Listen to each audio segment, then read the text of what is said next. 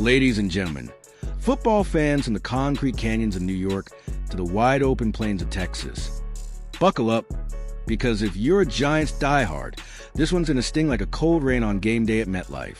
Imagine this. The clock's ticking down to 0 in the fourth quarter. Your heart's pounding like a bass drum in the end zone.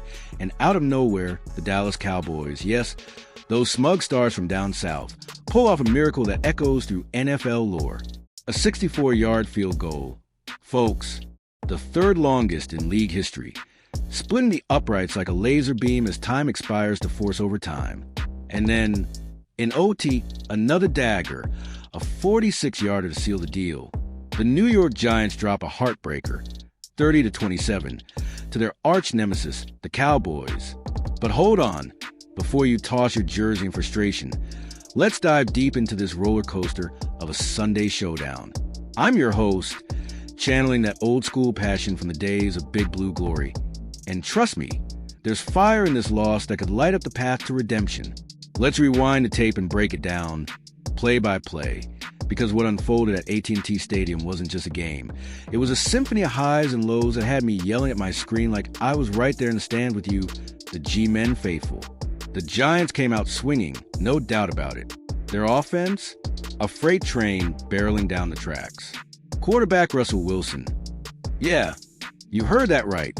Russ in Big Blue threads, the veteran gunslinger who traded his Seattle Seahawks gold for New York grit this offseason, absolutely lit up. We're talking 506 yards of total offense, the most since that wild 552-yard explosion against Washington back in December 2019. Remember that one?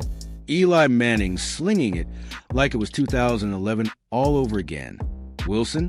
He was surgical, folks. 28 of 38 for 412 yards, 3 touchdowns. And yeah, he took a couple sacks that had us all wincing, but man, the arm talent. It's like watching a maestro conduct chaos. And oh, the weapons around him? Explosive doesn't even cover it. Rookie sensation Malik Neighbors. That LSU kid with the hands like glue and speed that makes cornerbacks look like they're running in quicksand, hauled in 9 catches for 167 yards and 2 touchdowns. Picture this. Late in the fourth, Giants down by 3, Wilson drops back, scans the field, and launches a 45-yard bomb. Neighbors skies over 2 Cowboys defenders, toes on the chalk, touchdown. The kid's got that Eli Manning magic, doesn't he? 9 catches. But it's the contested grabs, the yards after catch that turned a solid day into a statement. Then there's Wan'Dale Robinson, the pint-sized powerhouse from Kentucky, who's been quietly turning heads since day one in East Rutherford. 8 receptions, 142 yards, and his own long ball score. A 38-yarder that had the Giants sideline erupting like it was Super Bowl confetti. Together, these two, they sparked 8 plays of 20 yards or more, spread across 4 different playmakers. That's balance, baby. Running back Devin Singletary chipping in with 78 yards on the ground, including a 22-yarder that gassed the Dallas D. Even tight end Theo Johnson got on the fun with a 25-yard snag. The Giants' air raid was humming, averaging over 7 yards to play. If this is the blueprint under new offensive coordinator Mike Kafka, wait, no, let's call it a Wilson waltz. Then Big Blue's got rhythm. But here's where the plot thickens, and why this one's a heartbreaker instead of a highlight reel. Penalties. Oh, the flags flew like confetti at a parade nobody wanted. 14 calls, 160 yards against the Giants. That's like handing the Cowboys a cheat code. And get this. On the opening drive, a gritty 16 play, 60-yard march that should have ended in 6 points? Nope. 6 penalties alone turn a potential touchdown into a measly field goal. Holding on the line. False starts on the O-line. Guys like Andrew Thomas and John Feliciano, who are supposed to be the anchors, look like they were dancing on hot coals. It's undisciplined. It's costly. It's the kind of self-inflicted wound that separates contenders from pretenders in the brutal NFC East. Head coach Brian Daboll, that fiery tactician who turned the Bills' offense into a juggernaut before bringing his intensity to New York, was pacing the sidelines like a caged lion. Post-game, he didn't mince words. More on that in a bit.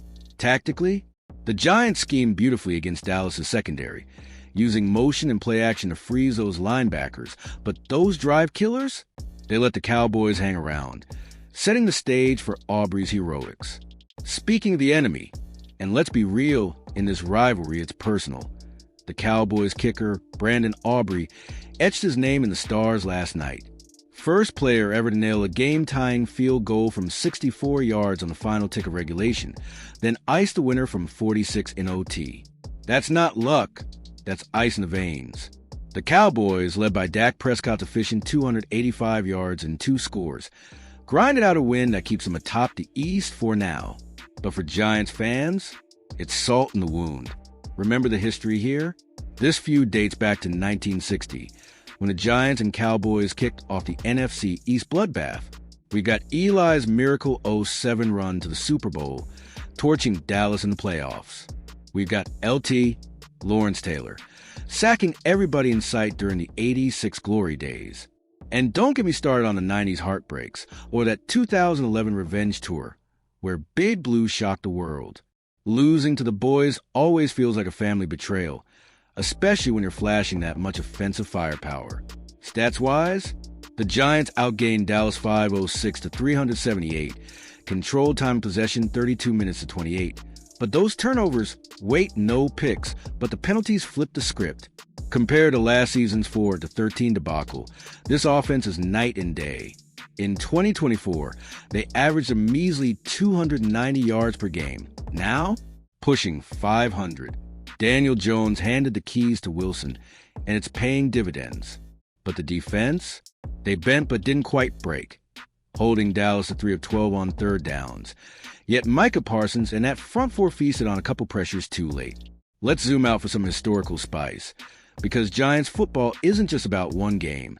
It's woven into the fabric of New York tough. Think about it. From the days of Frank Gifford and the sneakers game in '48, freezing their feet off to beat the Eagles. Talk about rivalry roots, to the Eli era, where twice he stared down Brady and walked off with rings. MetLife Stadium, that gleaming beast straddling New Jersey but beating with a New York heart, has seen it all. Eli's helmet catch magic in '07, Odell Beckham Jr.'s one-handed grabs that went viral before viral was a thing. And the fans? You blue-blooded faithful, chanting defense. From a 300 level, tailgating in the parking lots with wings and attitude. That's the soul of Big Blue. Saquon Barkley, our hometown hero from the Bronx. Wait, he's still grinding in Philly now, but his shadow looms large. Those 1,000-yard seasons set the bar for what running backs like Singletary are chasing. Rivalries? Eagles are the birds we love to hate for their brotherly shove shenanigans, but Dallas? And I definitely feel that out there. Imagine that on the field, Kappa barking calls, syncing up with tackles like Colton Miller, another Raiders stalwart who's been with the team since 2018, and center Andre James, creating holes for running back Zamir White to burst through. If Kappa plays well tonight, watch out.